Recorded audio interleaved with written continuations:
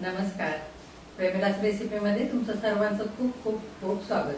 आज आपल्याला नारळी पौर्णिमा विशेष मस्त अशा खमंग चवीचा नारळी भात तयार करायचा आहे. करायला अगदी सोपा आहे. जर माझ्या रेसिपीज तुम्हाला बघायला आवडत असतील तर एक लाईक जरूर करा. आणि जे कोणी आता माझ्या रेसिपीज नव्याने बघत आहेत त्यांनी माझ्या चॅनेलला जरूर सबस्क्राईब सुद्धा करा. चॅनेलला सबस्क्राईब करण्यासाठी बेल आयकॉन प्रेस करा, म्हणजे माझ्या नवीन रेसिपीचं नोटिफिकेशन तुम्हाला लगेच मिळेल आणि माझी नवीन रेसिपी तुम्हाला लगेचच बघता सुद्धा येईल. तर आता नारळी भात करण्यासाठी आपल्याला काय काय साहित्य लागणार आहे ते बघूया. आता आपण नारळी भातासाठी काय काय साहित्य इथे घेतलंय ते बघूया. मी एकाच कपाने सारं साहित्य मोजून घेतलेलं आहे. तुम्ही कोणत्याही भांड्याने किंवा वाटीने इथे साहित्य मोजून घेऊ शकता. इथे 1 कपभर बासमती तांदूळ घेतले. त्या जागी तुम्ही कोणतेही सुगंधी तांदूळ घेऊ शकता किंवा घरातले तुम्ही जे रोज वापरता ते तांदूळ सुद्धा इथे घेतले तरी चालतील. सारख्याच कपाने 1 कपभर ओला नारळ खरवडून घेतलाय. सारख्याच कपाने 2 कप नारळाचं दूध घेतलंय. इथे सारख्याच कपाने पाऊण कप गुळ घेतलेला आहे.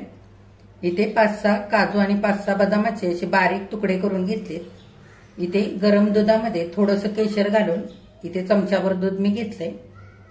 इथे वेलची पूड घेतली 1 चमचा, लिंबाची 1 फोड घेतली, जायफळ थोडंसं लागेल आणि इथे काजू बदामाचे मोठे मोठे काप करून घेतले.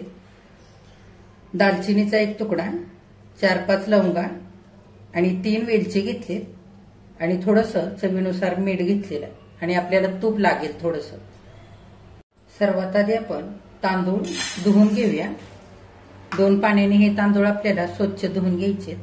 तांदूळ इथे मी 2-3 पाण्याने धुवून घेतलेत. आता 20 मिनिटांकरता आपण झाकून ठेवूया. आता कढईमध्ये आपण तूप घालूया चमच्याभर. आता तूप चांगलं गरम झालेलं आहे. त्याच्यामध्ये आपण काजू बदामाचे मोठे मोठे काप केले ते घालूया आणि हलक्याच्या रंगावरती सोनेरी रंगावरती तळून घेऊया. हलक्या रंगावरती काजू बदाम आता तळलेले आहेत, काढून घेऊया. आता त्याच तुपामध्ये बारीक केलेले काजू बदामाचे काप आपण घालूया. तुमच्या आवडीप्रमाणे इथे तुम्ही वापरू शकता काजू बदामाचे काप. आता इथे बारीक केलेले काजू बदामाचे काप सुद्धा छान सोनेरी रंगावरती तळलेले काढून घेऊया आणि गॅस बंद करूया. आता 20 मिनिटं झालेले. तांदूळ आपण भिजत ठेवले होते, हे बघा छान भिजलेले. आता आपण जाळीवरती निथळून काढूया. आता आपण इथे काजू बदाम तळून घेतलं होतं तुपामध्ये, तेच तूप मी कढईमध्ये तसंच ठेवलेलं आहे. गॅस चालू केलेला आहे. तूप थोडंसं गरम झालेलं आहे. आपण दालचिनीचा तुकडा घालूया. इथे लवंगा घेतल्यात 5 त्या घालूया आणि वेलदोड्याची अशी थोडीशी तोंड मी फोडून घेतलेले ते पण घालूया. त्याच्याने भाताला छान सुगंध येईल. चांगला आपण परतवून घेऊया. हे बघा घातलेला गरम मसाला तुपावरती छान परतलेला आहे. गरम मसाल्याचा सुगंध छान येतो भाताला. आता आपण हे तांदूळ घालूया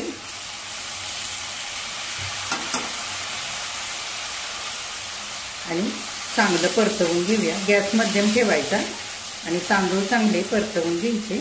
हलक्या हाताने परतवायचे, नाही तर तुटू शकतात.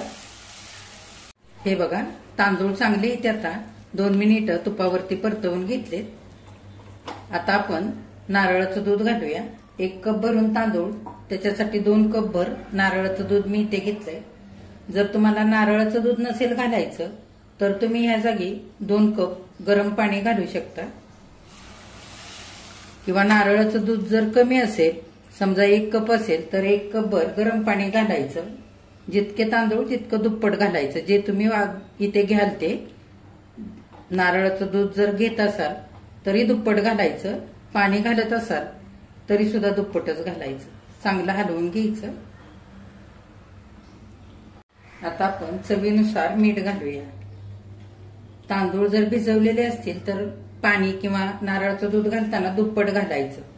आणि बिना भिजवता तांदूळ इथे वापरत असाल तर पाव भांड आणखी पाणी जास्त घालायचं. म्हणजे छान इथे भात मोकळा मोकळा असा शिजला जातो आणि पाणी किंवा नारळाचं दूध घातलेलं अगदी बरोबर होतं. आता आपण थोडंसं एक लिंबू घेतलंय छोटस मी. ह्याच्याने काय होईल, भात आपला मोकळा मोकळा होईल, भाताला छान सुगंध येईल आणि पांढरा शुभ्र पण होईल भात. हे बघा, भाताला आता छान उकळी यायला लागलेली.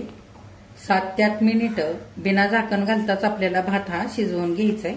झाकण घालून शिजवायचं नाही. त्याच्याने काय होईल, एकतर झाकण घातल्यानंतर मोठ्या गॅसवरती आपला भात उतू जाईल आणि महत्वाचं म्हणजे भात आपला पूर्णपणे चिकट होईल.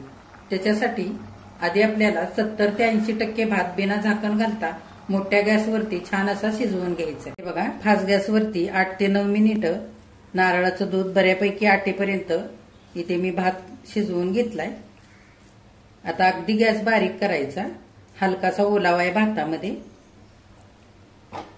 गॅस बारीक करून झाकण घालून आपल्याला भात छान मोकळा मोकळा होईपर्यंत 4 ते 5 मिनिटं आणखी शिजवून घ्यायचा आहे. आता 5 मिनिटं झालेली आहेत. झाकण उघडून बघूया.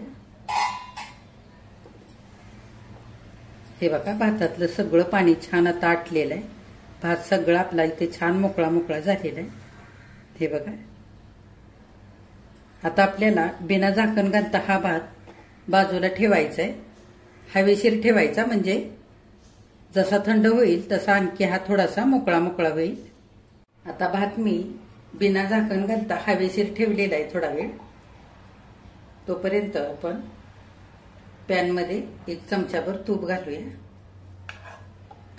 तूप आता चांगलं गरम झालंय. आपण ओलं खोबरं घालूया आणि चांगलं परतवून घेऊया. हे बघा, खोबरं मी 2 ते 3 मिनिटं चांगलं तुपावरती परतवून घेतलेलं आहे. खोबऱ्याचा कच्चापणा जाईल इतकंच आपल्याला खोबरं इथे परतवून घ्यायचंय. आता आपण चिरून घेतलेला गूळ घालूया. तुमच्या आवडीप्रमाणे गूळ इथं तुम्ही कमी जास्त करू शकता. गूळ आणि खोबरं चांगलं आपण एकजीव करून घेऊया. चांगलं परतवून घ्यायचं.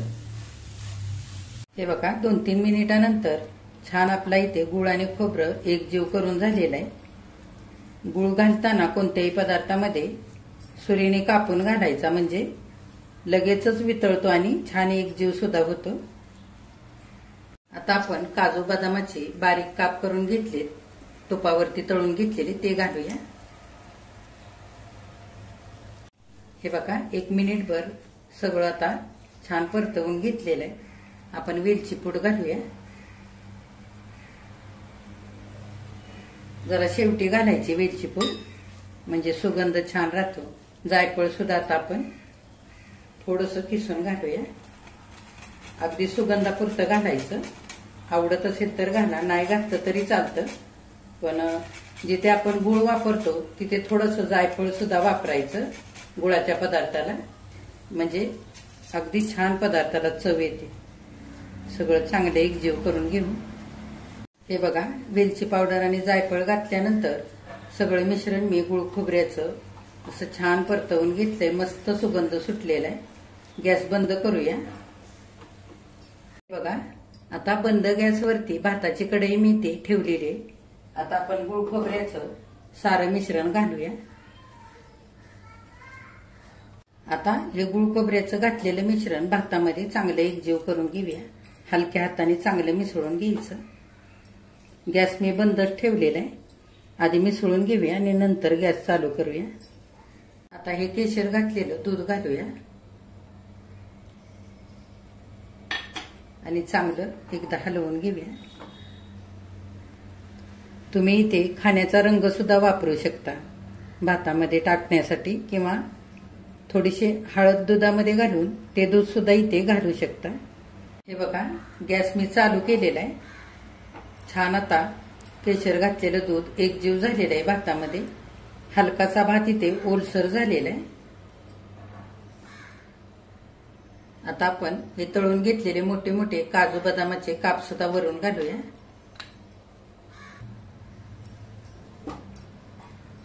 आता आपण 1-2 मिनिटांकरता झाकण घालूया आणि बारीक गॅसवरती छान वाफ काढून घेऊया. आता 2 मिनिटं झालेली आहेत. आपण झाकण उघडून बघूया. हलक्या हाताने हलवून घेऊया. हे बघा, छान भात इथे आता आपला मोकळा मोकळा झालेला आहे. गॅस बंद करूया. आणि एका डिश मध्ये भात काढूया। बघा, नारळी पौर्णिमा विशेष नारळी भात इथे करून तयार झालेला आहे खाण्यासाठी। किती छान झालाय बघा, मस्त मोकळा मोकळा आणि मऊसूत झालेला आहे। हा भात करताना आपण नारळाचं दूध, ओलं खोबरं, गूळ, सुकामेवा, गरम मसाला, तूप हे सारं काही घातलेलं आहे। त्याच्यामुळे हा भात चवीला तर खूप मस्त झालेलाच आहे, पण पौष्टिक सुद्धा झालेला आहे। असा भात तुम्ही नारळी पौर्णिमेसाठी करू शकता, रक्षाबंधनला करू शकता, किंवा श्रावणातला सोमवारचा उपवास सोडण्याकरता हा भात बनवू शकता। आता लवकरच गौरी गणपती बाप्पा सुद्धा येणार आहेत, त्यांच्या नैवेद्याकरता बनवू शकता। तर तुम्ही सुद्धा नारळी पौर्णिमेला असा नारळी भात नक्की करून बघा। तुम्ही केलेला भात कसा झालाय ते कमेंट करून मला नक्की सांगा। आजची रेसिपी आवडली असेल तर एक लाईक सुद्धा करा, आणि जे कोणी आता माझ्या रेसिपीज नव्याने बघत आहेत त्यांनी माझ्या चॅनेलला जरूर सबस्क्राईब सुद्धा करा।